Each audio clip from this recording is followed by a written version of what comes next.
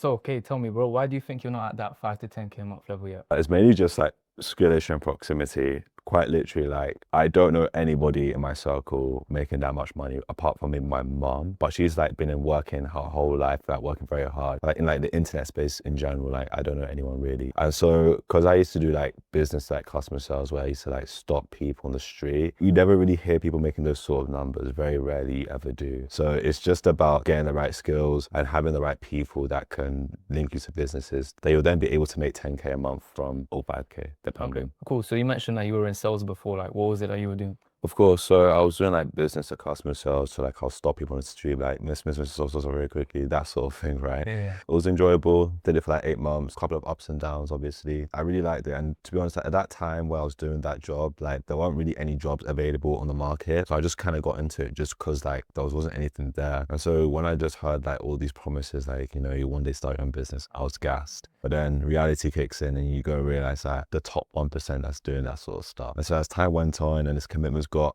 more constricted and my time got left, I then realized that, okay, this probably isn't for me, but the experience I got was really great. So I ended up just leaving before second trimester of university, and I have all this experience, all these skills, and I need someone else to put it. So that's why I'm trying myself in the internet space and with all the skills I know, so I can make as much money as possible, basically. What was the kind of pay structure? How much were you? So I was doing base rate and salary. So base rate and commission, sorry. And you can also have like 100% commission. So for the base rate, I was getting 70 a day plus commissions I made on top. And it varied from 4 pay structures. So you can get 10, 15, 20, and 35 a sale. And based on how many sales you do in total for that week, you will be placed in that bracket. And so I was on that payment structure. It was just less risk involved because as a part-timer, I was working in uni as well. So I wasn't really necessarily like, I didn't really have the opportunity to go full in on commission because it did require a lot of skill, a lot of time to be able to like really leverage off of that, if that made sense. So I was making around sometimes 300, sometimes 450 a week, depending on how well I did, depending on the sales, depending on the area, depending on the mood of the manager, the weather, so many different factors. Just to recap, so there was 70 a day and then plus commission. Commission on top, yeah. Okay, cool. And the kind of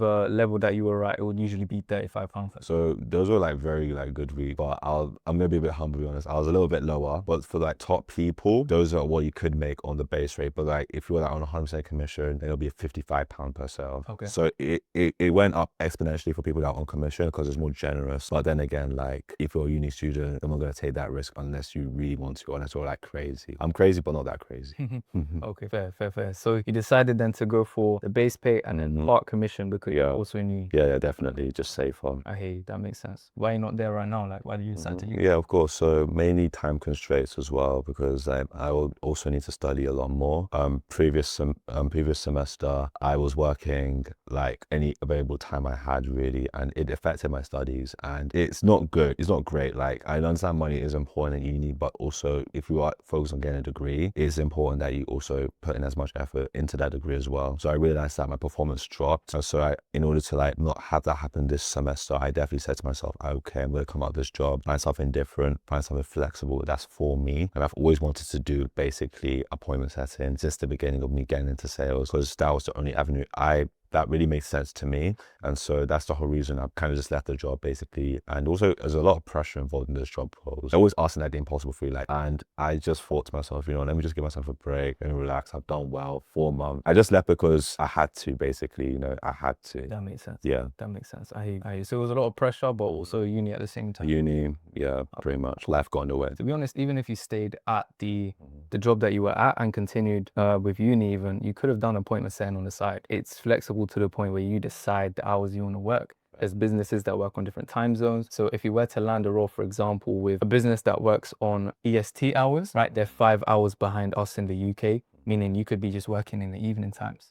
You could be working from 5 to 9. You could be working from, 7 to the 11 or whatever would work for you. But now that obviously you've left, there's a bit more flexibility. Yeah. What do you think would have happened if you stayed at the previous role that you were at on the same pay without learning any new, like higher leverage skill? Of course. So I would have gotten better as time goes on, because in those environments, you would eventually get better.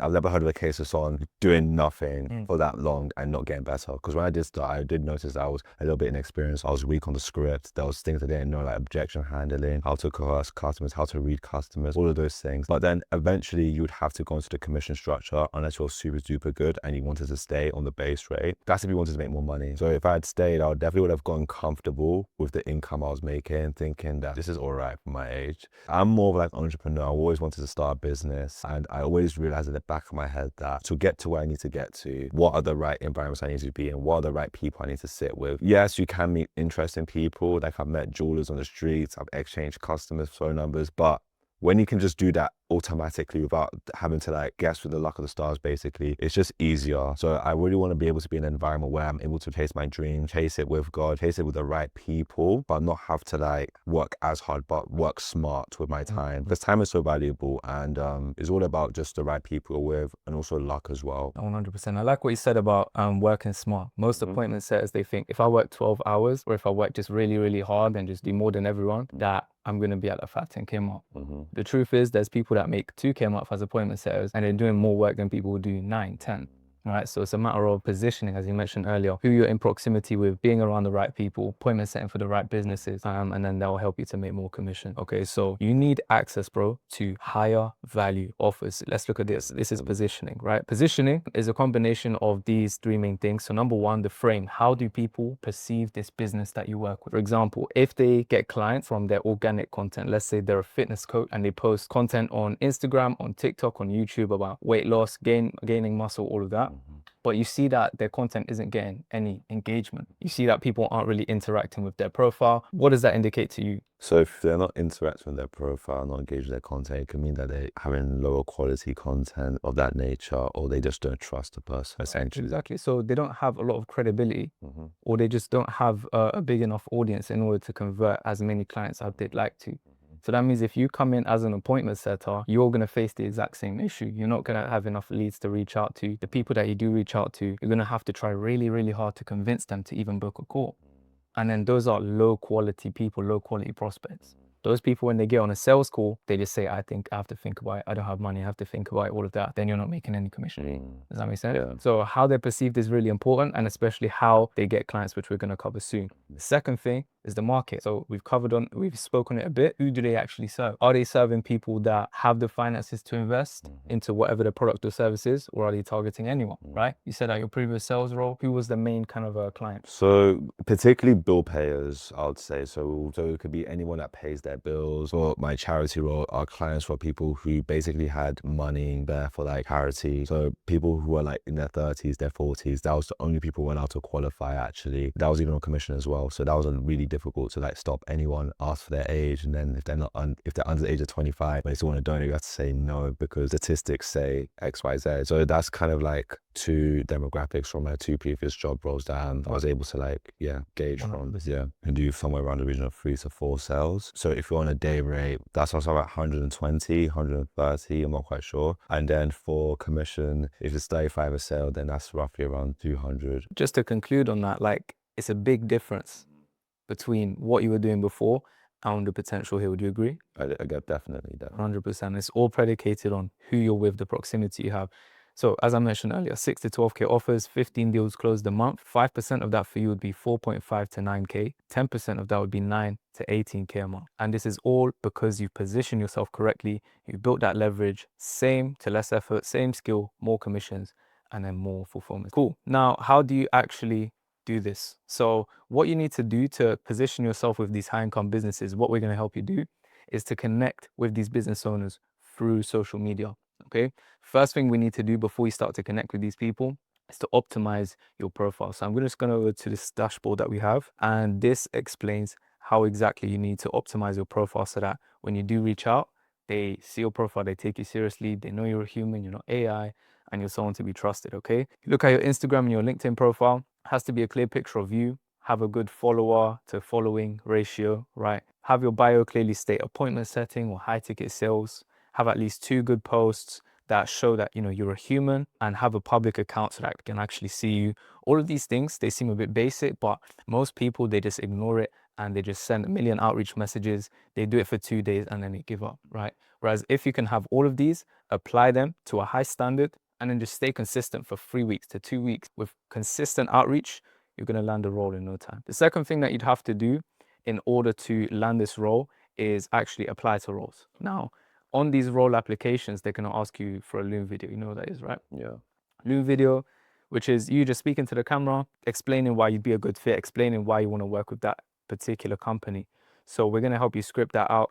As you can see over here, there's a section for scripting your Loom video, and there's path A and path B. So that's for people who have previous experience in sales, and then path B is for people who don't have experience in sales. You can go there, bro, quickly script your Loom video, get that recorded, and then after that, you want to navigate to the section in our community where you can apply to roles. There's a partner of mine sending 4 to 6 roles every single day that are qualified with on-target earnings for 4K to 6K a month. So if you're applying to 2 of those a day, that's what 60 roles applied to a month. You're going to land plenty of interviews, and we're going to make sure that this Loom video is optimized to actually have them reach out to you. Now, how do you figure out what businesses to actually send an outreach video to when you do reach out to them?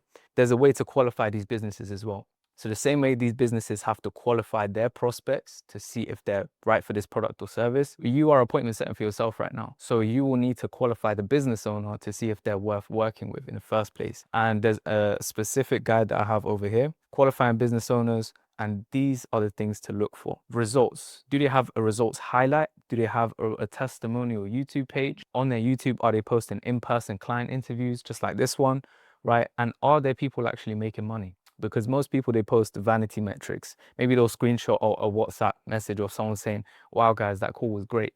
That stuff does not matter, right? Are these people actually making money? Because that will determine how easy it will be for you as an appointment setter to actually book people on calls. That determines the credibility that they have, which is going to make your life a lot easier if you are to appointment set for them. Another thing to look for is how they source their clients. So is it through organic content? Is it through paid ads? Is it through cold outreach? The way to know if it's through organic content, you will look at their bio. If it has a call to action, for example, DM me mentor if you want to work with me, if you want to learn from me one-to-one, they're obviously getting clients through their social media. In this case, let's say they have lots of followers, and you look at their videos and the view count is hidden, red flag. If you look at their videos and they're not getting any engagement, but they have 100K followers, it's likely botted. Does that make sense? So you want to make sure that their videos are getting engagement if they get content through organic. You want to make sure that people are doing the call to action. You know, they're showing proof that people are actively joining their program and working with them, etc.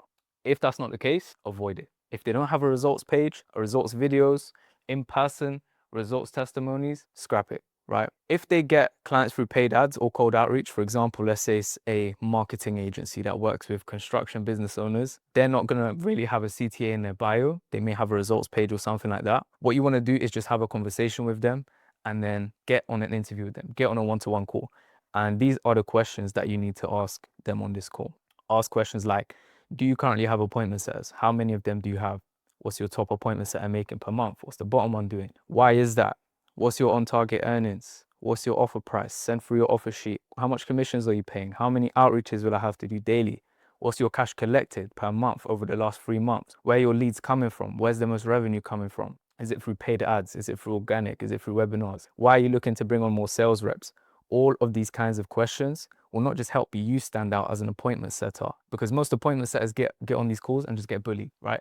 But if you're able to now question them as well and qualify them, it shows them that you're someone who's serious and you're going to do the same for their prospect. It paints you in a good light. And aside from you being painted in a good light, it also makes sure that you're not wasting your time. There's plenty of appointment setters who just accept roles with any and everyone, and then they waste a few months and they regret it, and then maybe they give up appointment setting as a whole. So we want to avoid all of that and just streamline and make sure you land a good role. Okay, so you want to apply to at least 2 roles a day. As I mentioned, there's a section in our Discord where you can apply to these roles that my partners are sending through, and they're all qualified. They're all roles that you'd actually want to be on with reputable people.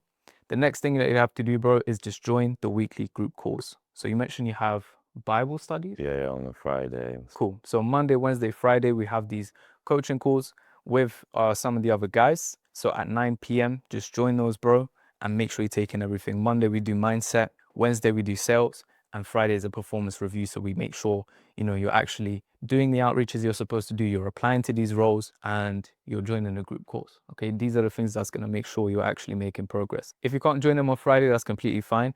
I'm going to send you through the recordings to each one of those. Is that all good? Any questions? Sounds good. Cool, man.